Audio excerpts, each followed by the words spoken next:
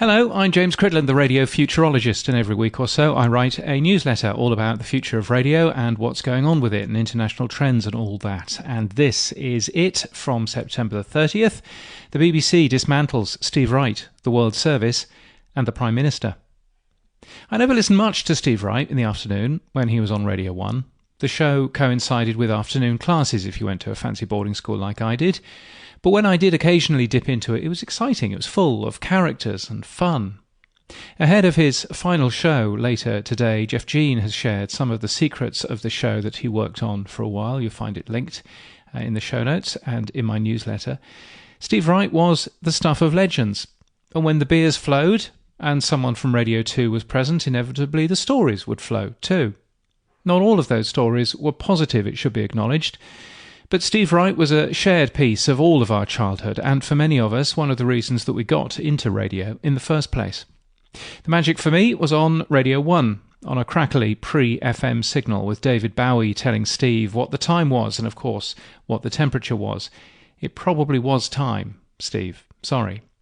But even so, his last weekday show today feels like another chapter closing, another piece of unwelcome change, and the onset of a bit of melancholy.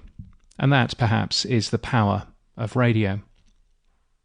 Steve Wright isn't the only bit of the BBC that's disappearing. Today we learn that more than 380 jobs are to go from the BBC World Service. There'll be no more language services in Arabic, Hindi or Chinese. Many other language services will go online only. The last time I heard the BBC World Service was last weekend as a news bulletin on Fabulous 103, a radio station in Thailand. I was tuning into Carl Kingston, since you ask. But that too appears to be going away. The BBC will also shift its focus, says The Guardian, away from producing news bulletins to overseas broadcasters and instead try to convince audiences to use the BBC's own outlets and website. Good luck with that. In 2010, the awful, short-sighted, mendacious Conservative government forced the weak Director-General Mark Thompson into accepting no more government funding for the BBC World Service. It needed to be funded from the UK licence fee instead, and that regime started in 2014. The World Service, too, was better in the old days. A carefully, sensitively produced network-wide sound of station in 2007, written by David Lowe, made the station sound both cohesive but diverse, something many stations could benefit from today. The Macasso 2018 remix with the bland tagline, "The World's Radio Station," has never really grabbed me. The BBC World Service is available in Australia, 24 hours a day, 50 weeks of the year, yes I know, on DAB Plus via SBS Radio 3. It's also available in great swathes over the weekend on ABC News Radio. I listen to it a fair amount, and it's still a fine-sounding radio station, one that is still a source of pride as a British citizen, and one that has incredible reach and power. Seems to me that the UK government appears to be dismantling the very best bits of the country. And what makes this senseless gutting of the BBC World Service more galling is that it happens in the same week as a rather excellent promo for BBC News and the journalists and how they put all of their news together, which is well worth a watch. Again, it's linked from my show notes and the newsletter at james.crid.land. It's tradition for the UK Prime Minister to do a set of interviews on BBC Local Radio, or local BBC Radio, or whatever the marketing wonks want me to call it, just before the party conference. Liz Truss, hang on a minute, just let me check. Yes, still the current UK Prime Minister. She's probably discovered to her slight dismay that she would be quizzed by radio stations across the UK, and some media commentators like Paul Mason posted incredibly patronising bullshit, suggesting that these sleep-deprived non-expert presenters will throw her soft questions. Paul Mason. The opposite, of course, happened. Truss, just called plain Liz by a number of the interviewers, got a set of very difficult questions indeed. BBC Radio Leeds' first question from Rima Ahmed, in a broad Leeds accent, was, "Where have you been?" And it's Rima's first month in the job as well. Australian Prime Ministers seem a little bit more available for radio appearances. They appear as guests on wacky breakfast shows, and they're asked about, the toilets in Parliament House before posting or posing for unflattering photographs. But it's not the sort of thing that UK Prime Ministers have really gone in for, and perhaps that won't change soon.